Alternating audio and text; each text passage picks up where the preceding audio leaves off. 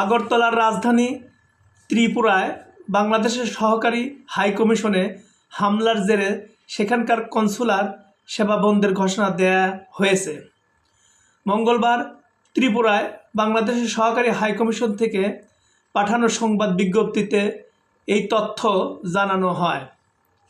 এতে বলা হয়, নিরাপত্তাজনিত কারণে আপাতত আগরতলার বাংলাদেশের সহকারী হাইকমিশনে কনসুলার সেবা বন্ধের সিদ্ধান্ত নেওয়া হয়েছে।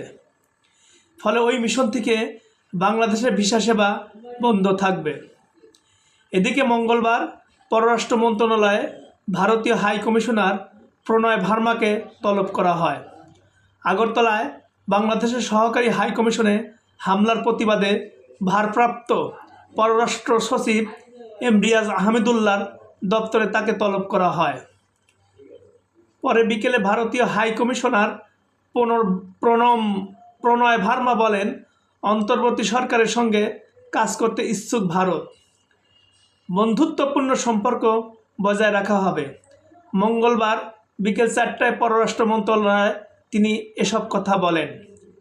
নিরাপত্তাজনিত কারণে পরবর্তী নির্দেশ না দেওয়া পর্যন্ত আগরতলার সহকারী হাইকমিশনে সব কার্যক্রম বন্ধ থাকবে। তবে একটি বিষয়কে কেন্দ্র করে দুই দেশের সম্পর্ক আটকে থাকার কারণ নেই। বাংলাদেশের সঙ্গে ইতিবাচক সম্পর্ক রাখতে চায় ভারত। গতকাল সোমবার ভারতের আগরতলায় বাংলাদেশের সহকারী হাইকমিশনে হামলার ঘটনা ঘটে। এ সময় বাংলাদেশের জাতীয় পতাকা টেনে হিঁচড়ে ছিঁড়ে ফেলা হয়।